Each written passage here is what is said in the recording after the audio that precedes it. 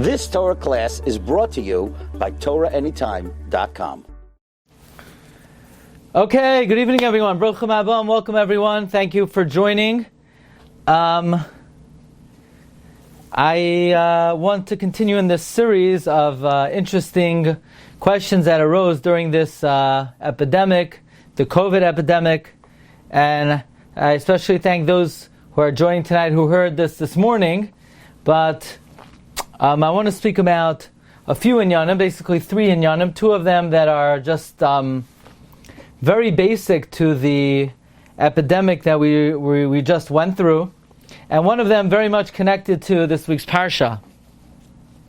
The first one, if you have the Maramakoimos, it's on page 4, Ois Daled. We're reading from Rav Asher Weiss's Kuntras on which is known as the Minchas Osher Leket Shiurim Utshuvos Igrois Ma'amorim that are Noigea for the Magef of Corona in his second edition, which is approximately 175 pages. And this question, interestingly, was posed to him by Professor Rav Avram Steinberg, who is a prominent pediatric neurologist, a medical ethicist, the director of medical ethics at Shaarei Tzedek Hospital, which I believe Rav Asher Weiss is the posek there. And it's a very difficult question, and as Rav Asher Weiss presents it, basically their worst fears have come true, where many medical centers throughout the world are concerned that if the corona spreads as fast as they predict it may, there may be a very severe shortage of ventilators and respirators to go around, and they're going to have to make the all-important call of mi yichyahu, mi yamos. Is there any way to give priority in terms of life? You know, there's actually someone in our shul who had gone into the ventilator business, and I think he was doing okay, but this really gave him a lot of hatzlacha, because the next thing he knows, he's being contacted by New York State and they want to order thousands of ventilators. So it's remarkable, you know, when you see 600,000 people, 600,000 Yidden, you make a bracha, Baruch Atah Hashem, and Elokeinu melech haolam, Chacham harazim. Okay, Mr. A.T. was watching on Torah Anytime. Thank you. So, you make the bracha, Chacham harazim. What does that bracha refer to? That you have to realize that God knows about all the secrets and all the what's going on in everybody's life. It's an amazing thing. There could be 600,000 people. Each one has their own set of circumstances and predicaments, and the Rebbeinu Shalom is aware of everybody's matzav. But what's really amazing is Meshane es ho'itim, machalef es hazmanim, how the Rebbeinu Shalom changes the seasons and the times, and how everyone is affected differently, depending on your line of work. You know, someone in the ventilator business, they had a boon. Somebody, Ichveis, who is selling something out of a retail store, there's no business. People who have certain type of work, they were very matzliach, and other people had terrible challenges in Parnasa. And the Rebbeinu Shalom calculates to the pinpoint precision exactly when he brings this machla, how it's going to affect kol yachid v'yachid uv'chol prat uprat. Now, as mentioned, because of the possibility of a shortage, then they're going to have to make the all-important call, mi yichya, mi yamos, and the question is, are there any principles, are there any general guidelines and rules when determining how to divvy healthcare and medical equipment, who has first dibs, who has first cracks? And Rav Asher Weiss basically establishes two general principles, and that is, we have to evaluate the goydel hasakana, we have to evaluate the gravity of the danger, and number two, the goydel hasikoy, and how hopeful are we that with medical intervention we will be successful. So regarding the first guideline, if unfortunately two people present themselves and both of them are very ill, so the halacha is we give it to the one who is more in danger, the one whose life is in graver danger, the one whose life is in more jeopardy. he has precedence in terms of healthcare and medical equipment. So in other words, two people show up. The one who's in worse shape, one of them is deathfully ill, and the other one is still hanging in there. We're going to allocate the equipment to the one who is in graver danger. And number two, says Rav Asher Weiss, when two people present themselves, we're going to give the equipment to somebody who there's a better shot that they're going to survive. In other words, you have two people. One of them, it's unlikely the ventilator is going to help them. They're mamish in a terrible matzah of, let's say, 20% chance of survival. On the other hand, somebody else is in basically decent shape, and he has a really good shot. So the person who has a better chance of surviving will have precedence in terms of the medical equipment and the medical care. What about age, says Rav Asher Weiss? Is age a factor? Let's say two people present themselves. One guy is 30 years old, and he expects, has at least another 90 years old, and someone who is 80 only has 40 years left. So maybe, so should we give it to the 30-year-old, the younger person? So Rav Asher Weiss says in Halacha, we do not find anywhere that age makes a difference, that age is a factor, that age plays any role whatsoever in determining the quality of one's life, the value of one's life. In no way do we say that a younger person is more valuable, his life is more valuable than an older person, and therefore, halachically, age is a meaningless factor. Says Rav Asher Weiss, a very important principle. All of these laws of Kedima are only regarding if we have two people in front of us, which one are we going to hook up to the machine? But once we've hooked somebody up to the machine, Mr. Deutsch, you're still in Australia, right? But if once we've hooked somebody up to the machine, so then the halacha is we cannot pull him off, even to give somebody who has a better chance of surviving, even to give somebody who more likely who's in graver danger. In other words, Rav Asher Weiss says once somebody is hooked up, it belongs to him, you can't take him off, you can't remove him, even if you have somebody who you think you could save their life, is in graver danger and has a better chance of surviving. Now, the question is as follows, says Rav Asher Weiss. Let's say the situation has been reduced to where you have very limited equipment and somebody is in the hospital. And let's say they're unlikely to be helped. In other words, if you hook them up, very far chance that you're going to be able to help them. Furthermore, let's say they're in not such grave danger. And on the other hand, you have somebody else who the situation is as follows. Right now, there's no one else in the hospital. But it was on one of those days, maybe 6 weeks ago, when you could ask the Hatzalas, every few minutes they're getting calls, every few minutes people were rolling into the emergency room. And so the question is, right now you have a choyle bifanecha who needs the ventilator, but it's very unlikely by hooking them up you'll be able to save their life. On the other hand, in 10 minutes, in 15 minutes, in an hour, somebody will be brought into this emergency room. And they will have a much greater chance of saving their life. It will be much more likely and possible to help them. So in other words, if you have two people in front of you, certainly you give it to the one who's in graver danger. Certainly you give it to the one who you could help more. But right now you only have one person in front of you. And the other person doesn't exist, is not bifanecha. So then, can you delay and refrain from treating someone who's in the emergency room to spare and save the ventilator to use on somebody else who you'll have a better chance of helping? Says Rav Weiss, Hineni nirash v'nivchad me'em asadin. Such a shaila, I tremble, I shudder to think about such a question because this is mamish dinei nefashos. However, says Rav Weiss, a revolutionary psak, that halachically there is no advantage of having the choyle in front of you. There's no difference whether he's in front of you or you know he's coming.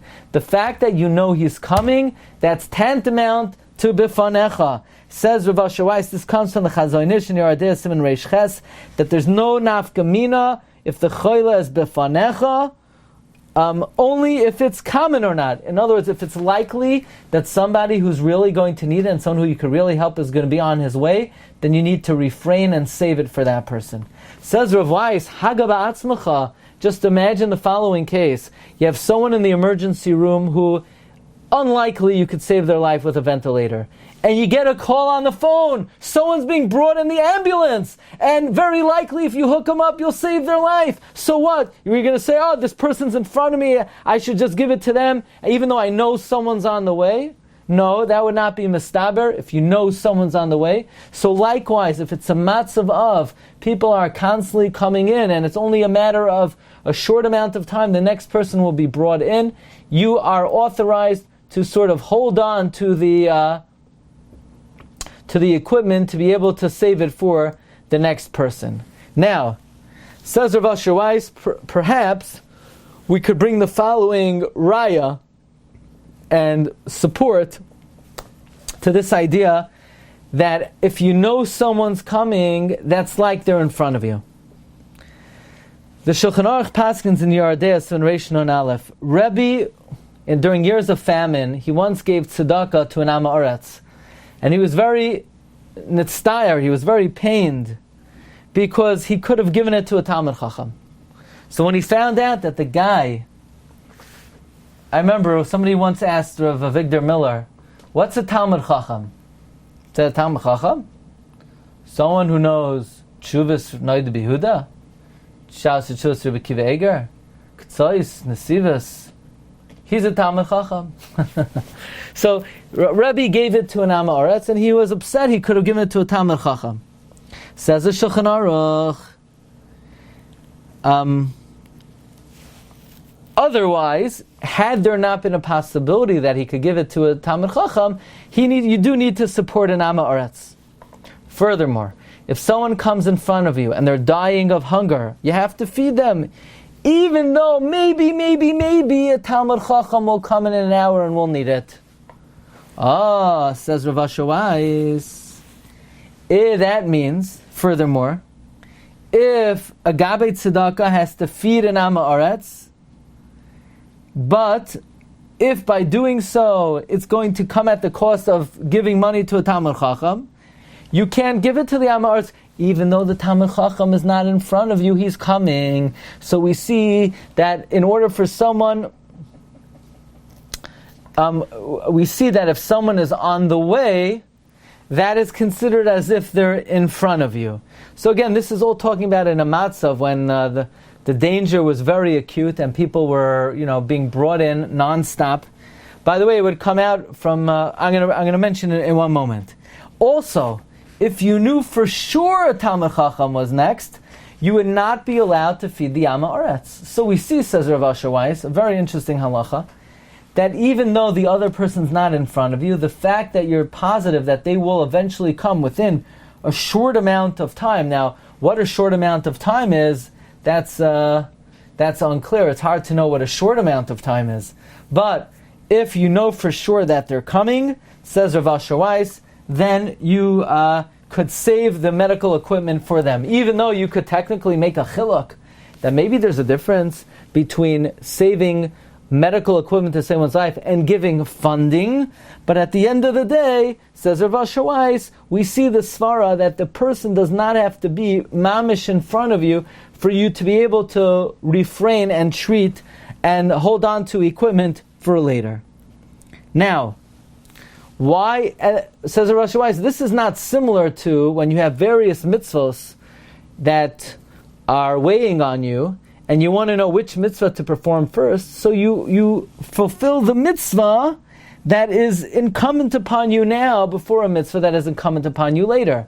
But that's when various mitzvos are incumbent upon you. However, in this situation where you have, we're not dealing with performance of mitzvahs, we're dealing with human beings, and you want to know who do you give the equipment to, you would be entitled to wait and give it to someone who would benefit greater from this equipment. Now, says Rav Asher Weiss, in his opinion, he disagrees with those Gedolim who want to say that first come, first serve. You get to the hospital first, you're zoiche in the ventilator. Says Rav Asher Weiss, what kind of zechia is this? This is some kind of monetary acquisition. There's some kind of kinyan. We're dealing with Hatzalas Nefashos. There's no monetary right here. Says Rav Asher Weiss, I saw in the Chuvas of Rav Shlomo Zalman Auerbach, in the Mincha Shloimei, in Chelek Tinyana Siman Peibav, who he is mefalpel in this sugya. And Rav Shlomo Zalman says, do not give medical equipment to someone who is unlikely you'll be able to save if you have a shortage of medical equipment. However, Rav Shlomo Zalman says once you start treating patient A, then you're sort of subject to patient A. You can then and go dedicate that equipment to patient B, even though you haven't hooked up patient A yet. It's almost like oisek b'mitzvah pater min ha-mitzvah. However, says Rav Asher Weiss, probably Rav Shlomo Zalman never offered a definitive psak. He's just saying it b'darach halimud, because never in our history did any of these questions were they ever lamaisa? Did they ever realistically come up that Rav Shlomo Zalman would have given a definitive pshat? I would ask that why don't we utilize the following rule? Now, you want to know what if it's a matter of Gentile and Jew, Mr. Deutsch wants to know in Australia. So, l'chayra, look, there's even a question, is one allowed to treat an akum, an oived koichavim mazolos? Is one allowed to save their life? So basically, we do it mishum eva. But certainly, there's no question that priority would be given to B'nai Brisenu over, let's say, Stam Atzelem Eloikem. In other words, there's no question. Even the Mishnah says in Horiyos, an ish is koidem liisha. So these are all interesting factors. Now, I would ask the following question: Why don't we say the following principle? Why don't we say mitzvah habali yadcha al tachmid sana? Someone comes into the hospital. You have a ventilator. Good, the chances of saving them are 20%, and maybe in an hour you'll have the chance of 80% of saving the next guy. But isn't there a rule? Mitzvah habali yadcha al tachmid sana. We have a shiur, an old shiur on Parshas Vayakel, a famous shaila. Somebody's in jail, and they're willing to let them out of jail one day a year. What day should you pick? Should you pick? Some say pick tomorrow. You never know if you're going to make it past tomorrow. Some say no, wait till Yom Kippur. But we basically, it's Machlokes, the Chacham Tzvi and the Radvaz. But we basically maintain that you do it as soon as possible, because you never know. You never know if you're going to make it. You never know if you're going to survive, and so forth. So why don't we say that save the first patient? I mean, who knows what's going to be in an hour? Maybe Mashiach will come. Maybe they'll invent a vaccine. Maybe, who knows what could happen in an hour? Why don't we utilize that svara of mitzvah habali yadcha al tachmid sana? Okay, that's the first shaila for tonight. Let's see.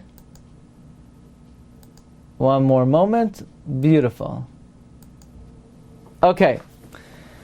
How's everybody doing so far? Everyone's happy? Everyone's in good mood? Okay. The reason why I'm speaking about this now, to speak about this, 4 weeks ago, people were having such anxiety. This year would just, people would have to go on medication or something from a shiur like this. But now, people are calming down a little bit. I even saw 2 people smile already on the shiur today. I haven't seen smiles in a very long time. I just came from visiting the sickest person in Australia that had the virus. Oy vey, who's that? I mean, don't tell me. But how's he doing? Baruch Hashem is recovered. He's at home. Thank God. She'd have a refuah shalema. I asked you about Brian because it was the most severe case in the whole of Australia, and he survived. And the whole thing is, when you're asking what's the chance of survival, this is a proof that the doctors themselves had no idea what to do with him. I second that. There's a very great degree of uncertainty and the unknown, and that's an understatement. Next shaila, we go to Oizvav. And this is an interesting shaila. that again, because of the fear of the shortage, Shlomi, how you doing? Because of the sheer of the fear of shortage of ventilators, there was a possibility of hooking two people up to the same ventilator. In other words, let's say you have one guy, patient A, hooked up to the ventilator. When patient B is brought in, so there was a notion maybe we'll hook up patient B to the same ventilator. Now this is talking about where the person's really in a deep coma and the breathing is completely monitored by a machine, and this can only be done under these kinds of circumstances. But the problem is that there is a slight possibility by hooking up patient B to the same ventilator patient A is on, it could be very painful, very dangerous to patient A. Patient A may lose his life. It's not likely, but it's possible that by sharing a ventilator and saving the life of patient B, there is a chance, a small chance, but a chance that patient A will lose his life. And the question is, again, can we try to save the life of patient B, risking patient A's life? So Rav Asher Weib says again, this is a very difficult shaila. This is a shaila of life and death. And God-fearing doctors have asked and presented this question, what do we do under these circumstances? Well, says Rav Asher Weib, since we have no alternative, we have to make every effort to save another life, and we're allowed to do it. And even though there is a possibility it may cost patient A his life, that's not considered like the doctor is murdering patient A. That is not his kavanah, and he is allowed to sort of ignore that possibility, says Rav Asher Weib, because look, the reality is, whenever a doctor gives more attention to a particular patient, that patient has a better shot at surviving. So what do you do when a doctor needs to leave a room and visit another patient and see another patient? How could he go to the other patient? By minimizing the care of the patient he's currently seeing, it may cause damage, it may actually cost that person his life.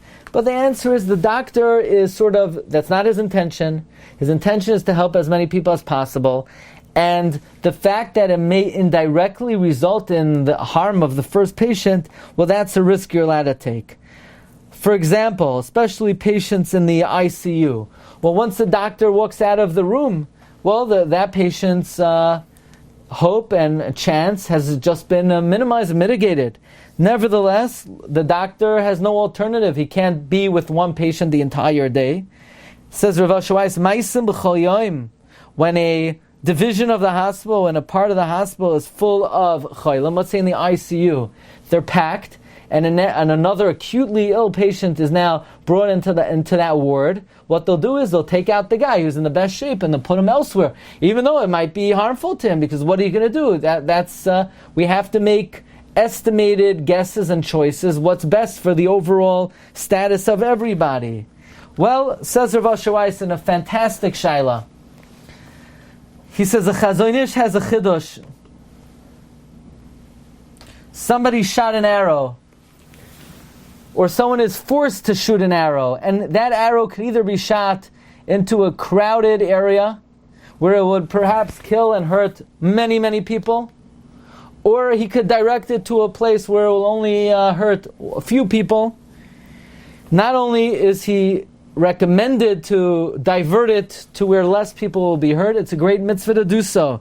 Actually, Rav Asher Weib says the precise case was a Talmud of the Chazon Ish once reported, basically there was a driver who lost control of his bilamav. Who knows what bilamav are? In Hebrew. You know that language, a foreign language? Bilamav. What are bilamav? What are the translation of bilamav? Like kol misha boilem pib. Bilamav are the brakes. Basically, you have a driver. Imagine, he loses control of his brakes, and he's driving. He's galloping out of control. So basically, and he's headed to a crowded area. Maybe there's a store, and there are 100 people eating outside of the store. And meanwhile, the car is out of control. The brakes are failing, and he's headed to this crowded area. And now he could veer off. The only thing is, if he veers off, he's going to hit and kill one person. Do we say, okay, look, it's not my fault that the brakes are failing. Right now it's headed in that direction. Those people, there's a death sentence on them, and the guy walking innocently in the other direction, Hashem wants him to live. I don't have a right to now go kill, that guy who's walking innocently down the street. I'm not headed in that direction. In other words, the question is, can I now take into my hands and make a decision to kill somebody in order to save more lives? And the Chazon Ish says, you need to do it. And if you do it, you don't need to do tshuva. That's not called killing someone. That's not called killing someone. That's called Hatzalas Nefashos. You're not intending to kill anyone. You're intending to save the lives of perhaps dozens of people. So too over here, by putting this new patient sharing the ventilator, you're not trying to hurt the first patient. That's the last thing on your agenda. You want to help as many people as possible. It's unlikely you're going to be hurting the first patient. And therefore, Rav Asher Weiss says that is the way to go and that is the correct procedure. Okay, I want to conclude this evening with a very interesting shaila. That's very relevant to the corona. And next week will be our grand finale. Be'ezus Hashem Yisbarach. This is the last shiur that is only going to be on Zoom. So for all you out there who will not be in the shul next week, for example, I don't think the Mr. Deutsch in Australia will be able to be at the shiur, although you're certainly invited. But Be'ezus Hashem, next Wednesday we're going to... The country, what are you talking about? What? I can't even get out of the country to go down to sort. My daughter's due to have a baby too. I don't know, maybe we could get a special dispensation for the shiur or something. I don't know. But Be'ez Hashem will be able to move into the shul next Wednesday. Officially, we could fill up a quarter capacity. We're taking it slow. We're going to have about 25 people in the main sanctuary this week, and the ladies section, another minion downstairs.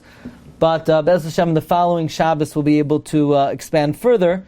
The next shaila is when I had my case, which was in a certain way extremely mild, because when I had an active case of corona, I had very little fever, barely over 100, but I did lose taste and smell, but just for a short amount of time. I know some people in the shul were calling me for days. They still can't taste. They still can't taste. They still can't taste. I said, be happy you could breathe. I'll trade with you the breathing for the tasting.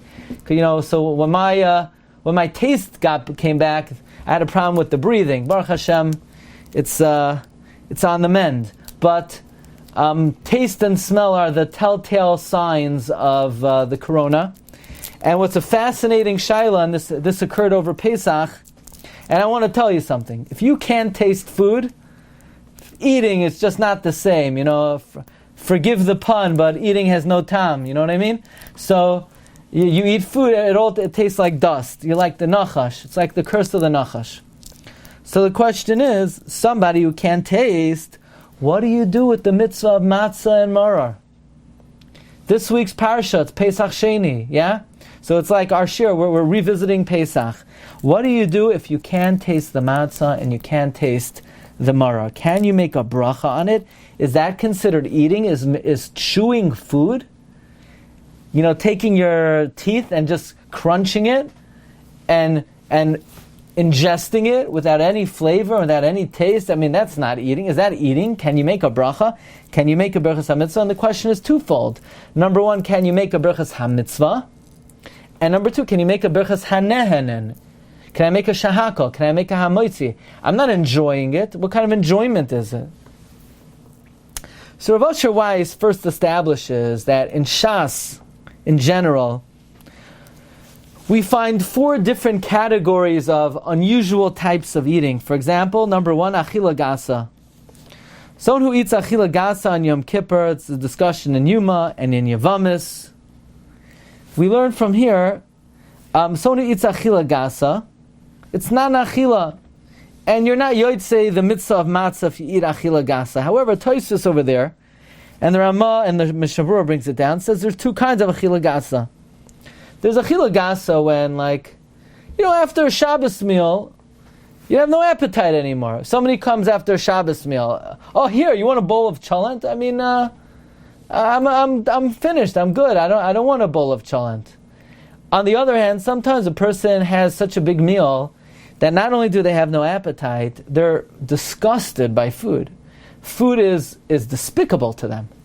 When a person is that full, then the eating is not considered eating.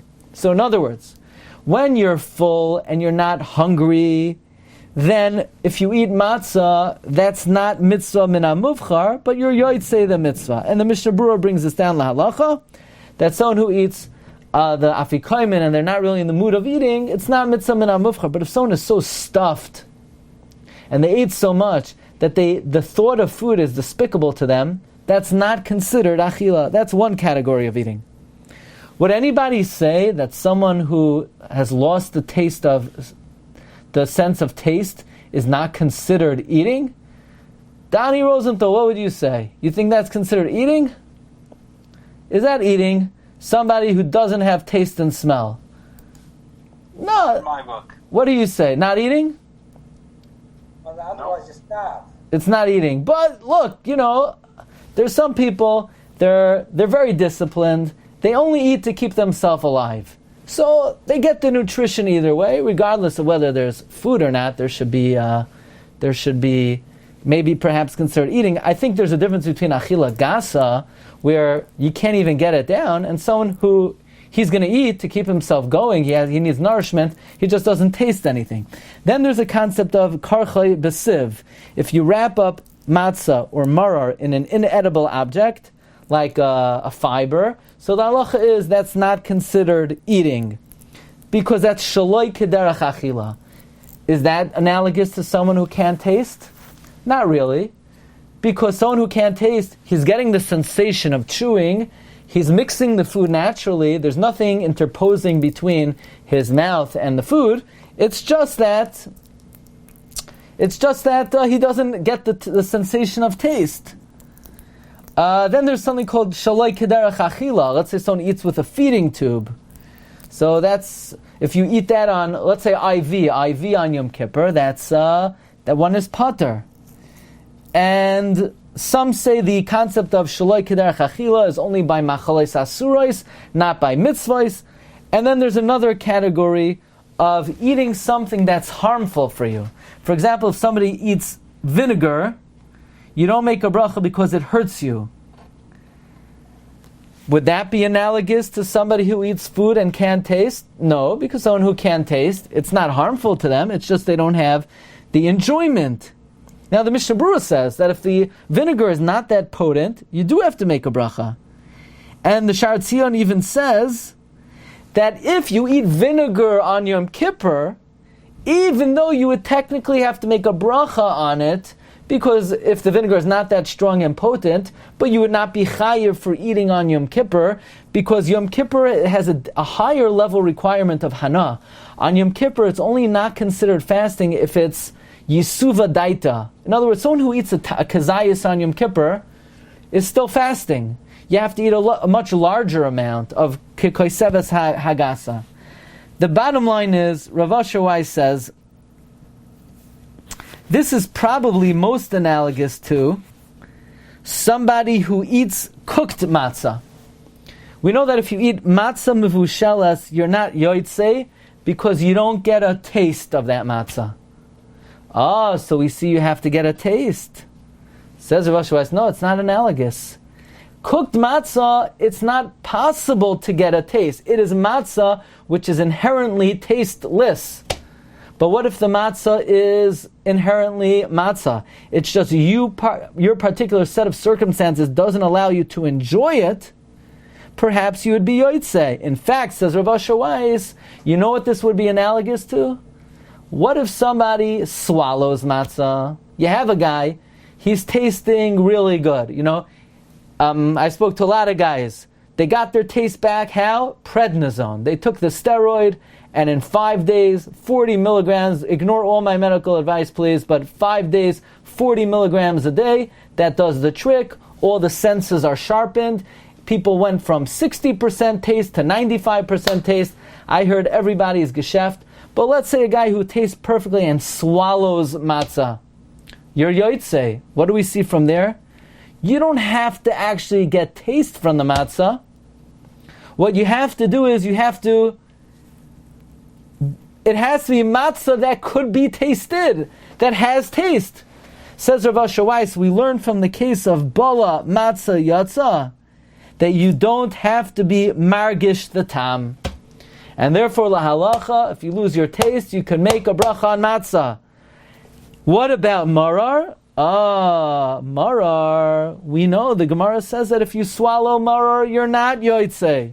And the Rashbam explains because you need to have a bitter taste in your mouth.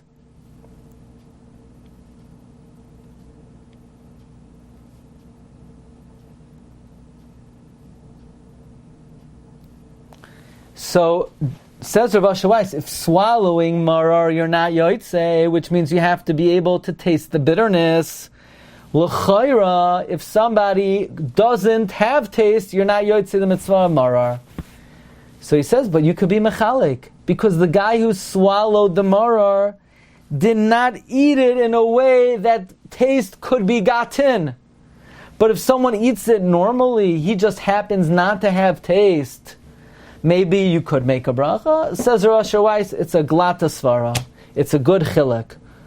Aber, we cannot definitively say that you're allowed to make a bracha based on a svara. In other words, the Gemara of bala marar la yatsa seems to indicate you have to be able to get flavor, you have to be able to get taste. And even though you could be mechalek, maybe that's only because you have to be able to eat it in a way that you could get taste. But says Rav Asher Weiss, safek bracha is lahakel, and therefore the bottom line is that when it comes to matzah, if you don't have taste, you could make a bracha al achilas matzah. When it comes to marar, if you don't have taste, you cannot make a bracha al achilas marar. And what about berchas hanehenen? So that's a major discussion. What is the hana of eating? Is it the flavor on your taste buds? Is it the sensation of chewing? Is it the feeling of satiety in your stomach? The bottom line is, Rav Asher Weiss concludes that if somebody does not taste food, the halacha is you still make a bracha, because the ikar enjoyment and benefit of food is the nutritional value, provided that it's eaten in a normal way, which this person is eating. He's chewing it, he's salivating, his tongue is mixing it, and the whole process of ingestion and digestion is occurring in the normal way. He just happens not to be getting an element of the hana, but he would still make a bracha. Okay, Mar Rabbi said we're going to hold it over here. Next week will be hopefully the grand finale of this subject. Next week's topic is Hilchos Zoom, the halachic ramifications of this new invention called Zoom. You know, there was this comic going around. You know, who's behind Corona? Is it China? Is it Italy? Is it some mad scientist somewhere? So they had a guy pull off the mask of this ghost Corona, and who's underneath? Zoom, the Zoom company. Anyway, Rabbi said that will be next week's shiur. Wishing everyone a great night. Shkach. What? I'll miss it. Why? Are you going to be on Zoom next week as well? Yeah, we actually figured out a way to live stream and Zoom simultaneously, so we could be in the shul, we could be on all of the different venues. Be'ezras Hashem. You've just experienced another Torah class brought to you by TorahAnytime.com.